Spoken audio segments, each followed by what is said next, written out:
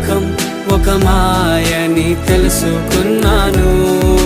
ఏది నా సొంతం కాదనుకున్నాను.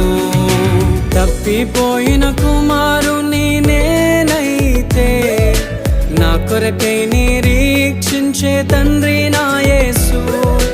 తప్పిపోయిన కుమారుని నేనైతే నా కొరకై నిరీక్షించే తండ్రి నా యేసు.